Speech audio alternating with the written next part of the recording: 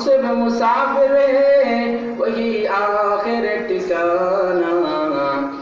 कोई आगे रवाना है कोई पीछे रवाना আসার সিরিয়াল আছে যাবার কোনো সিরিয়াল নেই এই মুসাফির খানা তো আল্লাহর রাসূলের সাহাবী ইবনে ওমর রাদিয়াল্লাহু তাআলা আনহুর গাড়ি ধরিয়া হাজা রাসূলুল্লাহ সাল্লাল্লাহু আলাইহি ওয়াসাল্লাম বিমান খাবাইয়া এইভাবে ধরছেন গর্দনার মধ্যে ধরছেন মনোযোগ আকর্ষণ করার জন্য বলতেছেন যে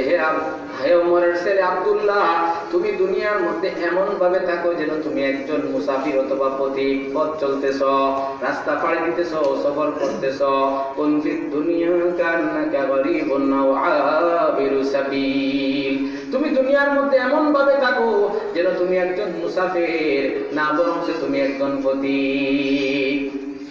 মুসাফির হইলে সফরে গিয়ে বাড়ি বানায় না মুসাফির সফরে গেছে প্রবাসে গেছে কেউ বাড়ি বানায় না তবে আমরা মনে করতে পারি কাতারে গেছি প্রবাসে গেছে সৌদি আরবে গেছে লন্ডনে প্রবাসী তো প্রবাসী একটা কুটা নিয়ে থাকে একটা কুটা তো থাকতে পারে নবীজি বলেন না তুমি শুধু মুসাফির নয় তুমি যেন একজন পথিক মানা ফিদ দুনিয়া ইন্না কারাকিবিন ইস্তাগাল্লা তাহতা শাজারাতিন সুম্মা রাহা ওয়া তারাকাহা আমি নবী মুহাম্মদ সাল্লাল্লাহু আলাইহি ওয়াসাল্লামের দুনিয়ার সাথে কিসের সম্পর্ক আমার দুনিয়ার সাথে সম্পর্ক হইল এমন যেমন একজন আরোহী আরোহণ করিয়া রাস্তা চলতেছে হঠাৎ কষ্ট লাগছে পেরেশানি লাগছে পিপাসা লাগছে তো একটা গাছের ছায়ার নিচে কিছু সময় বইছি এই ছায়াটা আবার কিছু সময় ছাড়িয়া আবার চলে গেছে সুম্মা রাহা ওয়া তারাকা কিছু সময় একটা গাছের নিচে বিশ্রাম করছে আবার ওই গাছের তলে বিশ্রাম কইরা কিছু সময় বসছে এরপরে চলে গেছে তাহলে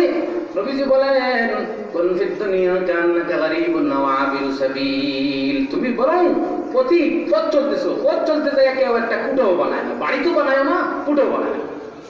এই সফরের জিন্দেগি এটা ছিল সাহাবাদের দিলের মধ্যে বসানো 100 বসানো আর সাহাবাদের গোলামি যারা করছে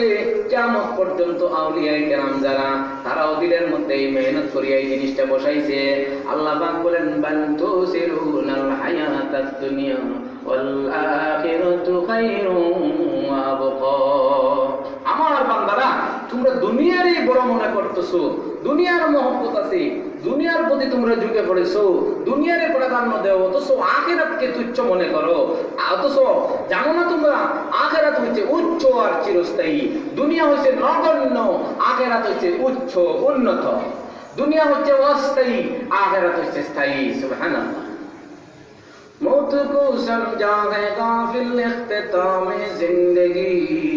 दर हकीकत आए वही सुबह दाम जिंदगी তোমার মৌত এটা জীবনের শেষ না তোমার ও আনন্দের জীবন শুরু হয়েছে তোমার মৌত দিয়া সুবহানাল্লাহ তোহফাতুল মুমিন মৌত হচ্ছে ইমানদারের তোহফা হাদিয়া উপহার সুবহানাল্লাহ এজন্য আল্লাহ ওয়ালারা মৌতের সাথে একটা মহব্বত হয়ে শেষ পর্যন্ত দুনিয়া তার কাছে বিতৃষ্ণা লাগে খারাপ লাগে দুনিয়ায় আর মন বসে না বলে আল্লাহুম্মা রফিক আল্লাহ আলা ও আল্লাহ রফিক আপনি রফিক আলার সাথে মিলন চাই পরম বন্ধুর সাথে মিলন চাই তাহলে এই জন্য প্রিয় নবীজি বলেন কবরের কথা স্মরণ করো মৌতের কথা স্মরণ করো মৌত হইছে কবরের দরজা আর কবর হইছে আখিরাতের দরজা এই জন্য নবীজি বলেন প্রতিদিন কবর ডাকতেছি আনা বাইতুল গুরবা আমি অপরিচিতের ঘর আনা বাইতুল ওয়াহদা